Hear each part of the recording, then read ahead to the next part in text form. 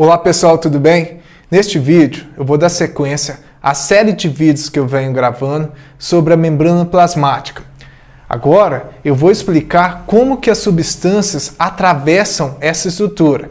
E de forma mais geral, as substâncias podem atravessar pelo transporte passivo e o transporte ativo. Para o vídeo não ficar muito longo e mais organizado, eu vou primeiro apresentar o transporte passivo e depois, em outro vídeo, eu estarei falando a respeito do transporte ativo. Antes de começar a explicar essa matéria, é interessante o professor identificar se os alunos sabem alguns conceitos que são essenciais para poderem entender de forma melhor esse assunto. Que são eles: o que é solvente, soluto e solução, primeiramente. Para verificar isso, eu indico que o professor pegue um copo de água do filtro, por exemplo, e mostre para os alunos esse copo cheio de água. E aí, o professor pode relatar que a água presente naquele copo é o solvente. Os sais minerais que estão misturados ali naquela água são o soluto. E esses sais minerais diluídos na água, junto com a água, formam, enfim, uma solução. Enfim, nesse momento, com um simples copo de água, já foi possível explicar 3 conceitos chaves para poder estar entendendo melhor sobre o transporte passivo.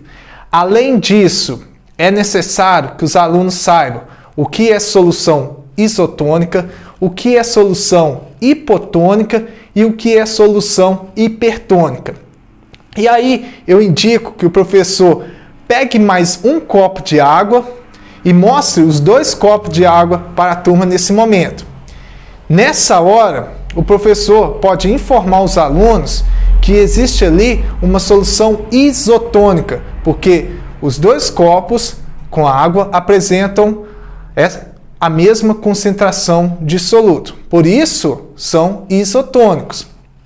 E aí, para avançar esse conceito, o professor poderá pegar um pouco de soluto, pode ser açúcar ou sal, o que tiver mais fácil, e em um dos copos coloque um pouco desse soluto.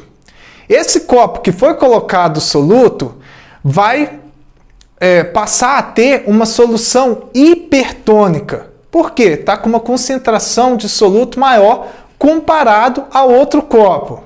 Nesse momento, o aluno já vai entender o que é uma solução isotônica, já vai entender o que é uma solução hipertônica e vai entender também que o copo que ficou sem soluto é uma solução hipotônica.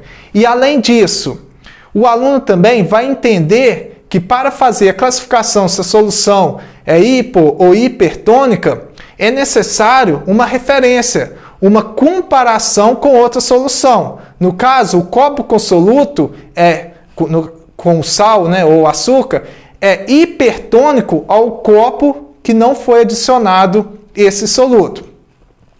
Além desses conceitos, é necessário também que os alunos já tenham uma base da citologia, já conheçam as células, seus principais componentes e as funções básicas de cada organela. E de forma mais aprofundada, é necessário que os alunos conheçam a estrutura da membrana plasmática. É preciso saber que a membrana plasmática é composta por uma bicamada de fosfolipídios. Entre esses fosfolipídios existem as proteínas e também pode ser encontrado na borda da membrana plasmática o glicocálix e entre os fosfolipídios pode ser encontrado o colesterol. É preciso saber pelo menos uma noção básica desses principais componentes e quais as funções de cada um desses componentes. Bom, apresentado todos esses conceitos prévios e explicado, se for necessário, pelo menos o básico de cada uma dessas partes, o professor poderá estar iniciando a explicação do transporte passivo. E de modo geral, a gente pode falar que as substâncias elas atravessam a membrana plasmática de 2 maneiras, a do transporte passivo e a do transporte ativo. Quando ela atravessa no modo de transporte passivo, não ocorre gasto de energia, porque a substância estará indo em favor do gradiente de concentração. E quando acontece quando a substância atravessa a membrana plasmática pelo transporte ativo, é necessário um gasto de energia, porque a substância estará indo contra o gradiente de concentração. Mas falando do transporte passivo, que é o foco desse vídeo, existem 3 tipos de transporte passivos, que são a difusão simples, a difusão facilitada e a osmose. A difusão é a capacidade que as partículas, no caso átomos, moléculas, íons, os gases também, os líquidos, têm a se espalhar em um ambiente de forma uniforme, quando tem um espaço disponível. A difusão também pode ser explicada da seguinte forma: é quando uma solução hipertônica é colocada em uma solução hipotônica e essa solução hipertônica irá se dispersar até atingir um equilíbrio. Para exemplificar a difusão, o professor poderá também pegar um copo d'água, pega um pouco de tinta, no caso, essa tinta é uma solução hipertônica, ela está bastante concentrada com os solutos, e adiciona essa solução hipertônica, no caso a tinta, no copo d'água, que é uma solução hipotônica. O que vai acontecer? As moléculas dessa tinta irão espalhar pela água que está dentro do copo. E nesse momento, está acontecendo a difusão. Existem 2 tipos de difusão: a difusão simples e a difusão facilitada. Para explicar cada uma dessas difusões e mostrar a diferença, eu indico com que o professor faça o desenho de uma célula, destacando a membrana plasmática e destacando também o ambiente de dentro, a parte intracelular, e o lado de fora, que é a parte extracelular. Aí, na parte de dentro, o professor poderá estar colocando alguns pontinhos representando a quantidade de soluto. E coloque poucos pontinhos. E na parte de fora, o professor poderá estar colocando uma quantidade maior, desenhando de pontinhos, mostrando que lá tem uma quantidade de soluto maior. O que acontece? Na difusão, o meio hipertônico, que nesse exemplo é a parte extracelular, alguns solutos irão passar a membrana plasmática e ir para dentro da célula. Quando esse soluto, nesse momento está acontecendo a difusão. Aí preste atenção em um detalhe. Quando esse soluto simplesmente atravessa a bicamada de fosfolipídios e chega para dentro da célula, nesse momento acabou de acontecer a difusão do tipo simples. E um detalhe, não teve nenhum gasto de energia. Afinal de contas, esses solutos estavam respeitando a sua tendência natural, que é ir a favor do gradiente de concentração. Agora, quando esses solutos vão para dentro da célula, mas não passando pelos fosfolipídios da membrana plasmática, e sim passando por uma proteína integral. Nesse momento, esse evento passa a ser nomeado como difusão facilitada. Também não tem nenhum gasto de energia. Então, na difusão simples, o soluto passa entre os fosfolipídios, e na difusão do meio mais concentrado para o meio menos concentrado, e da difusão facilitada, mesma coisa, só que o soluto passa pela proteína. Feito isso, o professor poderá estar explicando também o que é osmose. E osmose é a passagem de água. Detalhe, eu falei passagem de água, não falei passagem de soluto. Passagem de soluto acontece lá na difusão, e cuidado que isso gera muita confusão, tá? De uma solução para outra, e é através de uma membrana semipermeável. E aí, para ficar um pouco mais claro, o professor poderá também estar aproveitando aquele desenho da célula com destaque na membrana plasmática. No caso, nessa situação, o ambiente intracelular tinha uma quantidade de soluto menor, e o ambiente extracelular, de fora da célula, tem uma quantidade de soluto maior. Então, pelo fenômeno da osmose, a tendência, a água, como é o solvente universal e ela gosta muito de dissolver, ela vai para o local onde tem uma concentração maior de solutos, que aí ela poderá dissolver mais solutos, que é o que ela mais gosta de fazer. Então, a água sairá da membrana, da parte interna da célula, passará pela membrana plasmática, que é uma membrana semipermeável. E um detalhe, gente, membrana semipermeável, ela barra boa parte dos solutos, mas possibilita a passagem de água. Então, ela, voltando ao raciocínio, ela passará pela membrana plasmática e chegará até o ambiente externo. Nesse momento, está acontecendo osmose. Professor, a princípio, o aluno poderá fazer muita confusão entre difusão e osmose. Para que isso fique um pouco mais claro, é interessante, primeiro, apresentar, né, os conceitos básicos de cada tipo, né, de transporte passivo e depois mostrar alguns exemplos que fazem parte do cotidiano dos alunos para forçá-los a interpretar essas situações usando os conceitos de transporte passivo que foram ensinados. E o primeiro exemplo que eu indico o professor mostrar é sobre a nossa respiração. Quando nós respiramos, a gente realiza primeiro o ato de inspiração, que é inserir o ar para dentro dos pulmões. E aí, quando for estudar fisiologia, isso aí vai ser melhor explicado. Mas o professor já pode estar adiantando esse assunto. Enfim, quando nós inspiramos, vai uma carga de ar para os nossos pulmões repleta de oxigênio. E aí, esse oxigênio vai lá para os alvéolos.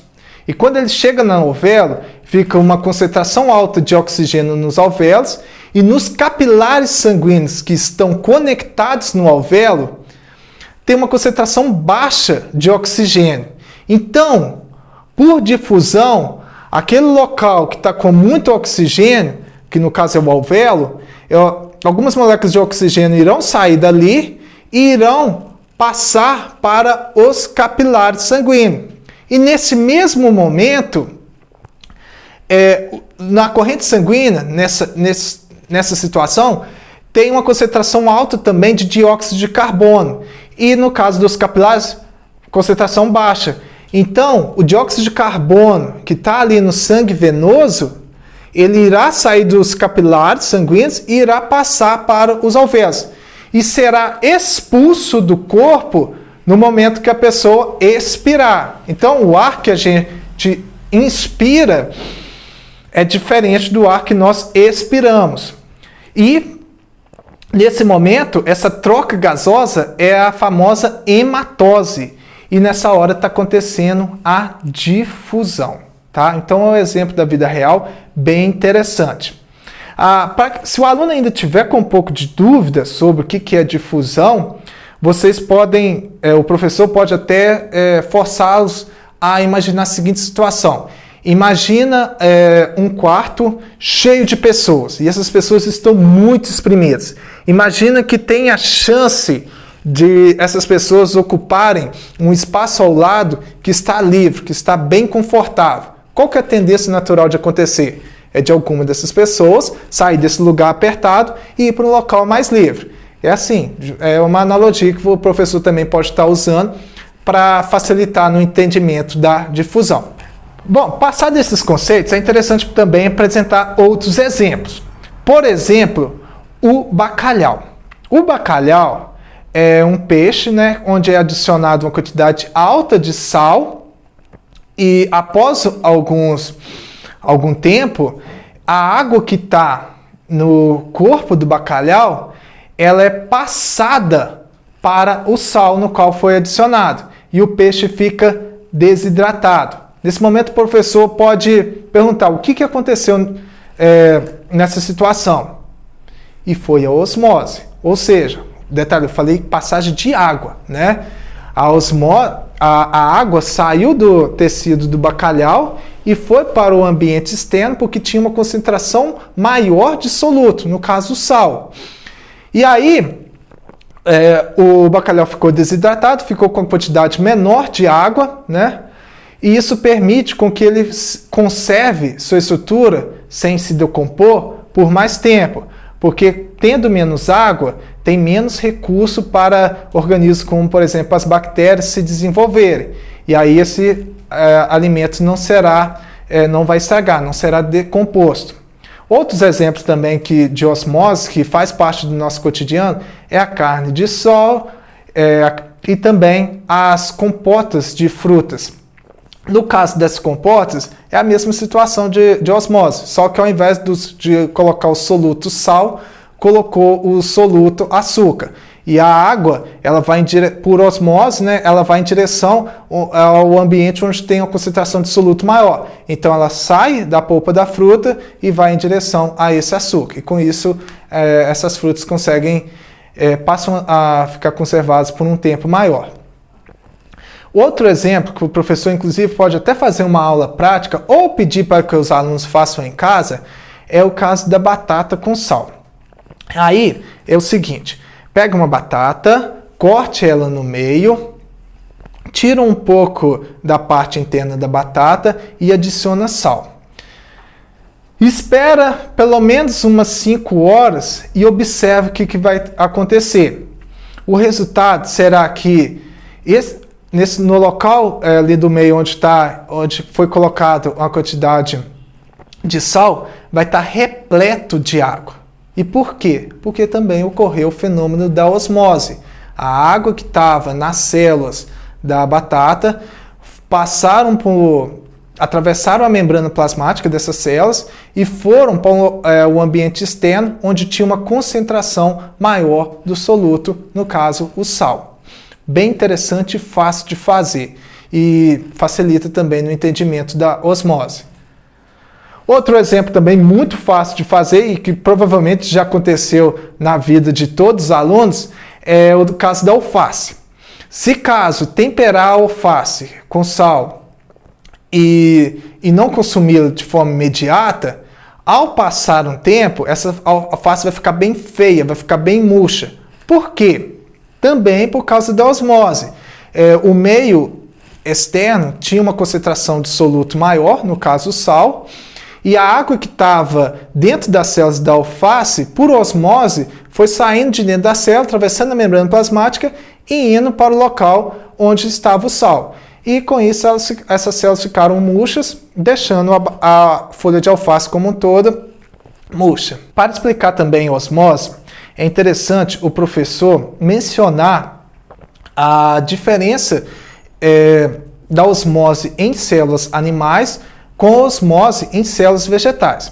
E aí ele pode até apresentar a seguinte situação. Uma célula animal, como por exemplo as hemácias, e uma célula vegetal. Quando essas duas células são colocadas em uma solução isotônica, elas permanecem intactas, né? Sem mudar a sua estrutura. Agora, quando elas são colocadas em uma solução hipotônica, ou seja, o meio extracelular tem uma concentração menor de soluto, a célula animal, a hemácia, ela, por osmose, pelo fato dela ter uma concentração de soluto maior na porção interna, ela vai absorver muita água, vai ficar muito cheia até explodir e ser destruída. Agora, a célula vegetal, ela também, por osmose, né, colocada também em uma solução hipotônica, ela também vai absorver muita água, vai ficar túrgida, mas não vai explodir. Por quê? Porque ela tem a parede celular, né, que envolve sua estrutura e a torna mais resistente, evitando com que ela morra. Quando são colocadas essas células em uma solução hipertônica, ou seja, o meio externo tem uma concentração maior de soluto, no caso a hemácia, a água que está dentro da hemácia irá sair para fora, para o ambiente extracelular, e a hemácia vai ficar bem murcha. E no caso da célula vegetal, a água também irá sair, e pode acontecer, a célula vegetal vai ficar murcha, e pode acontecer até da membrana plasmática se descolar da parede celular. Um detalhe importante que o professor deve relatar para os seus alunos: em alguns vestibulares mais maldosos, a figura da hemácia em uma solução hipertônica, fica muito parecida o desenho com a hemácia em uma solução hipotônica depois de ser destruída. Então, o aluno tem que ter uma certa maldade para não focar apenas no desenho, mas sim interpretar quais que são as condições, né, o meio onde essas células foram inseridas. E aí ele vai conseguir obter uma resposta, um raciocínio melhor da questão. Pessoal, espero que vocês tenham gostado do conteúdo que eu acabei de apresentar. E no próximo vídeo eu vou falar a respeito do transporte passivo. Ou melhor, vamos cortar de novo que é do transporte ativo que eu vou falar. Eu embolei demais. Aí eu falei, não.